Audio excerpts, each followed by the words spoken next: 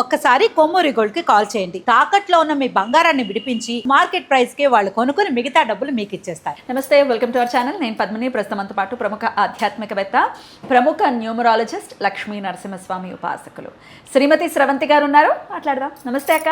నమస్తే పద్మిని. అక్క, మీకు బావగారికి సంబంధించి చాలా ఒక పెద్ద వర్క్ అయిపోయింది అని చెప్పి మీరు రీసెంట్గా చెప్పడం జరిగింది కదా. ఆంజనేయుడికి మీరు ఆరాధన విశేషంగా చేసుకున్నారు. బడా మంగళవారం అయితే అద్భుతంగా చేసుకున్నారు చాలా కదా. మాకు చెప్పారు, మేము చేసుకున్నాము, మీరు చేసుకున్నారు.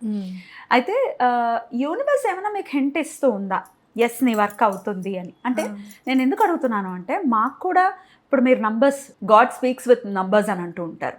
సో నంబర్స్ మాకు ఫ్రీక్వెంట్గా కనపడటం రీత్యా మాకేమైనా అది హింట్ ఇస్తున్నట్టుగా మేము భావించవచ్చా? మీకు అట్లా ఏమైనా జరిగిందా? చెప్తారా? తప్పకుండా చెప్తా. బావగారు పోయిన తర్వాత నేను అనుకుంది ఏంటి అని అంటే, ఉన్న వాళ్ళందరూ మనకి హెల్ప్ చేస్తారు, కనీసం మాట సహాయంగా ఉంటారు అని ఎక్స్పెక్ట్ చేయడం అనేది ప్రతి మనిషి చేసేది. అదే అంటే నన్ను కాకపోయినా నా పిల్లల్నైనా సరే దగ్గర తీస్తారు అనేది మనం అనుకుంటాం కదా జనరల్గా. అట్లా పిల్లల్ని కూడా దగ్గర తీయకుండా, లేదు అంటే సంబంధ బాంధవ్యాలు అనేవి ఏవి లేవు ఇంకా అన్న రీతిన బిహేవ్ చేస్తూ ఉంటే చాలా బాధ అనిపించింది నాకు. ముందు కూడా అలానే ఉండేవారు కదా, అందరి ముందు అలానే ఉండేవారు, అంతకు ముందు కూడా అలానే ఉండేవారు. ఇప్పుడు అసలు మొత్తం జీరో ఏం లేదు. కానీ నేనైతే ఒకటి అనుకుంటాను, ఎదురుబడి దెబ్బలాడుకునే కంటే ఎక్కడున్నా సరే బాగుండాలి, వాళ్ళు బాగుండాలి అని నేను అనుకోవాలి, నేను బాగుండాలని వాళ్ళు అనుకోవాలి. అది కూడా ఇద్దరి ఆరోగ్యానికి మంచిదని అనిపిస్తుంది. కరెక్ట్. అయితే పిల్లలు విషయంగా ఆలోచిస్తే మాత్రం చాలా బాధ అనిపిస్తుంది. ఎందుకనంటే అనునయించే వాళ్ళు, నా అనుకునే వాళ్ళు పిల్లలకి ఎవరు ఉన్నారు అనేది ఒక ప్రశ్న. మా చెల్లెలు తప్పించి ఇంకెవరు ఉన్నారు అని అనిపిస్తుంది కదా మనకి. పొద్దు కలపద్దులే కదా కాదురా, చుట్టాలు బ్లడ్ రిలేషన్స్ గురించి మాట్లాడుతున్నాను నేను. ఇప్పుడు మీలాంటి వాళ్ళే అయ్యో అక్క చాలా అంటే చాలా మంచిదనో, లేదంటే చాలా బాగా మాట్లాడతారనో, చాలా ప్రేమను చూపిస్తారనో, మీరు ఈ 4-5 ఏళ్లలోనే నువ్వు నా మీద పెంచుకున్న ప్రేమ వీళ్ళెవరూ కూడా 20 ఏళ్లలో నా మీద చూపించలేకపోతున్నారా అంటే నేను వాళ్ళకి అంత అర్థం కానట్టు ఉన్నానా అనే ఆలోచన ఉంది. చూసావు, చాలా బాధాకరంగా అనిపిస్తుంది, చాలా బాధ అనిపిస్తుంది. అయితే అట్లా అని అందరూ లేదు, కొన్ని డైరెక్ట్గా చెప్పలేను ఎవరు మాట్లాడుతున్నారు, ఎవరు మన వైపు మాట్లాడుతున్నారు ఏంటి అనేది కూడా మనం కొన్ని సందర్భాల్లో ఎవరి గురించి చెప్పలేము కూడా ఇక్కడ. అయితే ఇట్లా బాధపడుతున్న సమయంలో నాకు బడా మంగళవారం గురించి నేను తెలుసుకున్నాను. నేను ఏదున్నా ఉన్నది ఉన్నట్టే చెప్తాను. నాకు లాస్ట్ ఇయర్ వరకు కూడా బడా మంగళవారం గురించి తెలియదు.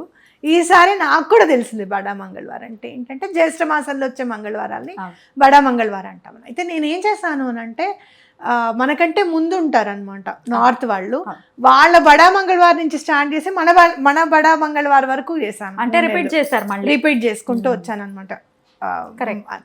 అయితే ఫస్ట్ చేసినప్పుడు నిమిత్తంగా ఒక ఆలోచన లేదు నాకు. అంటే నేనేం చెయ్యాలి అనేది నాకు క్లారిటీ లేదు అస్సలు. స్టార్ట్ చేస్తున్న టైంలోనే నాకు యూనివర్స్ నుంచి ఇండికేషన్స్ చాలా, అంటే డబల్ నెంబర్స్ కనపడడం అనమాట. అంటే కార్ మీద 15-15, 36-36, 57-57, 70-70, ఏదో ఒక నెంబర్, ఏ నెంబర్స్ అయినా నేను చూసుకుంటే వే బ్యాక్ చూస్తే ఒకటే రోజు near about 50 times numbers repeat, double numbers.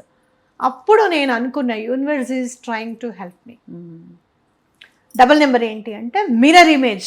నువ్వేం చేస్తున్నావో నీకు అది వస్తుంది, నువ్వేది ప్రయత్నం చేస్తున్నావో అది నీ చేతికి అందుతుంది, నువ్వు దేని మీద దృష్టి పెట్టావో అది నీకు ఇవ్వడానికి ఏంజల్స్ హెల్ప్ చేస్తున్నాయి. నువ్వు యూనివర్స్కి మంచి చేస్తున్నావో యూనివర్స్ నీకు మంచి ఇస్తుంది. ధర్మ సంకటంలో పడినప్పుడు ధర్మం వేరు, ధర్మ సూక్ష్మం వేరు. ఆ ధర్మ సంకటంలో పడినప్పుడు ఎట్లా నేను నిరూపించుకోవాలి, నేను ధర్మంగానే ప్రవర్తిస్తున్నాను, నాకు నేను ఎలా చెప్పుకోవాలి? మనస్సాక్షి అనేది ఒకటి ఉంటుంది, దాన్ని మనము చెయ్యాలి అనే సందిగ్ధావస్థలో నేను ఉన్నప్పుడు నాకు కరెక్ట్గా ఒక వర్డింగ్ కనపడింది. ఏమని అని అంటే, నీ వాళ్ళు అని అనుకుంటున్నావు అర్జున, నీ వాళ్ళు అయితే వాళ్ళు ఎదురుగుండా ఎందుకుంటారు, నీకు నీ పక్కన ఉండాలి కదా. Goose bumps. కరెక్ట్. ఇది కనపడింది నాకు. ఇది కూడా యూనివర్స్ నాకు చూపించింది. నేనేమి భగవద్గీత బుక్ ఓపెన్ చేయలేదు, చూడలేదు. ఎక్కడో చదివాను నేను, యూట్యూబ్లోనే ఎక్కడోనో నేను విన్నాను చదివాను కూడా, నాకు తెలియదు. అది నాకు చాలా ఆన్సర్ ఇచ్చింది. ఎస్, నేను ఫైట్ చేయాలి అని అనుకోవడము. నేను అట్లానే స్టార్ట్ చేశాను. స్టార్ట్ చేసినప్పుడు అది చాలా తొందరగా, ఈజీగా, అవలీలగా, మనం శ్రీపాద శ్రీవల్లభులు బుక్స్ ఇచ్చిన రోజున నాకు ఆన్సర్ దొరికింది. పని అయింది అని అనిపించింది. వర్క్ అయిందని చెప్పారు. అట్లా ఇంతకు మునుపే యూనివర్స్ ఎట్లా చేస్తుంది అంటే, అంతకు మునుపే సుజాతక్క వాళ్ళ పాప అమ్మ కామాఖ్యకి వెళ్దాము, నాకు అంబుబాచి మేళాకి వెళ్ళాలని ఉంది అంటే సుజాతక్క కాల్ చేశారు, వస్తారా మీరు అని. వస్తాను అని అన్న. ఏమాత్రం అసలు ఎడ్సుతకం ఉంది ఇట్లాంటివి ఏమి నాకు మైండ్లోకి రాలేదు. నేను వస్తానని చెప్పా. వస్తాను అని దండం పెట్టుకున్న తర్వాతనే ఈ బడా మంగళవార్లు, కామాఖ్య అమ్మవారిది అన్నీ. అయితే ఫస్ట్ మనసులో అనుకున్నది ఏంటి అని అంటే, నేను కూర్చొని పూజ చేస్తే, 2 చేతులు ఎత్తి దండం పెడితే ఎటువంటి పరిస్థితుల్లోనూ భగవంతుడు చేసి తీరుతాడు అన్న నమ్మకం నాకుంది. ఎవరికి ఏ పని కావాలన్నా కూడా, అయ్యో వాళ్ళు చాలా బాధపడుతున్నారంటే నేను చెప్పులు ఇప్పేసి 2 చేతులు ఎత్తి దండం పెడతాను. ఇలా ఈ 2 చేతులు ఎత్తి దండం పెట్టిన తర్వాతే బావగారికి మింగుడు పడడం స్టార్ట్ అయింది. మళ్ళీ వారాయం వారికి దండం పెట్టుకున్నాక అట్లా ఖచ్చితంగా అయిపోతుంది పని. అయ్యో నేను కూర్చొని పూజ చేసుకునే దాంట్లో నేను లేను కదా, ఇప్పుడు ఈ గుప్త నవరాత్రులు చేసుకోలేను, కూర్చొని హనుమాన్ చాలీసా చదవలేను, నేను ఏం చేయలేను కదా, ఏడ్సుత్కం కదా అని ఉన్నప్పుడు ఈ బడా మంగళవార్లు చేయడానికి నాకు అడ్డు అని నాకు అనిపించలేదు. నేను చేస్తాను అనుకున్నాను, నేను చేసేసాను. ఇప్పుడు నీతో అంటుంటే నాకు ఇప్పుడు అవును కదా ఏడ్చుకున్నా చేశాను అన్నాను. అప్పుడు నాకు ఎక్కడ డౌట్ రాలేదు. కామాఖ్యకి వెళ్ళాలి అని అనుకున్నప్పుడు నాకు డౌట్ రాలేదు. నన్ను చేయబట్టుకొని స్వామి నడిపించి తీసుకెళ్ళి ఏమేం చేయాలో, కర్మ పరిపక్వం అవ్వడానికి నేను ఏమేం చేయాలో అన్ని నాతో చేయించి వర్క్ కంప్లీట్. ఈ టైంలో జరగాలి, మీ పర్టికులర్ వర్క్ అవ్వాలి అని అంటే ఈ టైంలో మీరు ఈ ఆరాధన చేసి తీరాల్సిందే. Overcome the obstacles. అవును, రైట్. అవును. కర్మ పరిపక్వం అవ్వడానికి స్వామివారు ఏమేం చేశారు, అది అవ్వడానికి నీకు ఈ డబుల్ నెంబర్స్ కనపడడం ఏంటి అని అంటే, నువ్వు పని చేస్తే నీకు ఆ పని తప్పకుండా సక్సెస్ రూపంలో రిటర్న్ వస్తుంది అని అర్థం. మీకు తప్పకుండా నువ్వు కూడా చూడు, ఏదైనా పని అనుకొని నాకు ఇట్లా డబుల్ నెంబర్స్ కనపడాలి అని చెప్పి అనుకో, ఖచ్చితంగా నువ్వు ఇంటికి వెళ్ళే లోపల 5 or 6 సిరీస్ తప్పకుండా కనపడతాయి. నాకు ఎక్కువ 1176 యూనివర్స్ కి కనెక్ట్ అయ్యావు కదా, అసలు కనపడుతూనే ఉంటుంది.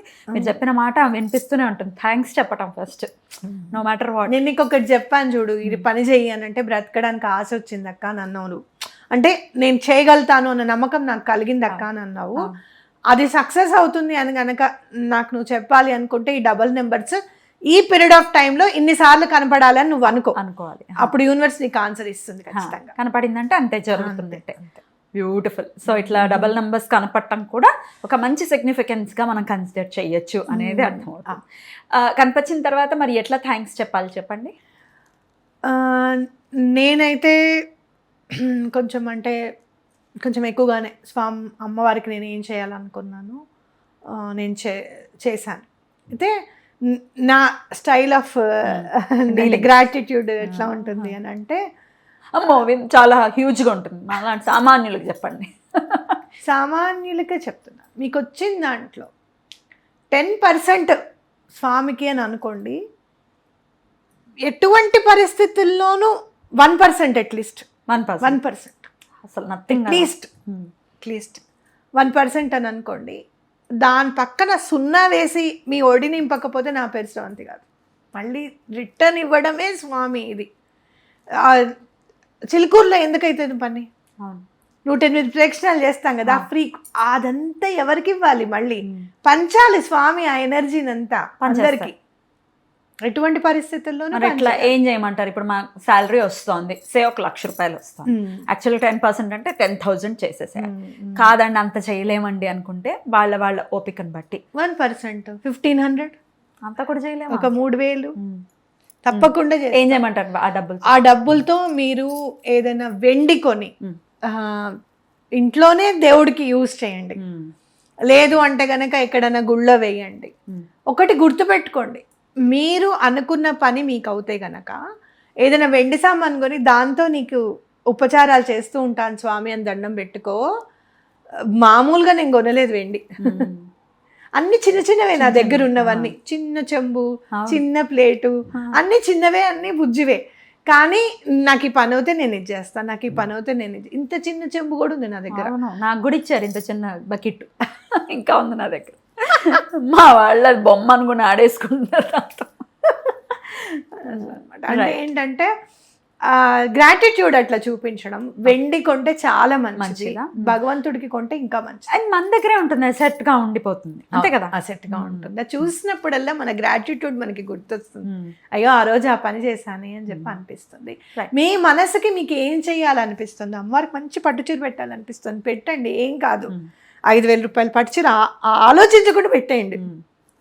కట్టుకుంటే బ్రాహ్మణుడి వైపు కట్టుకుంటారు, ఏమైంది, అమ్మవారే డైరెక్ట్ గా వచ్చి కట్టుకోవాలని ఏమి లేదు, మనుష్య రూపేణ ఎలా అయినా కూడా కట్టుకుంటుంది.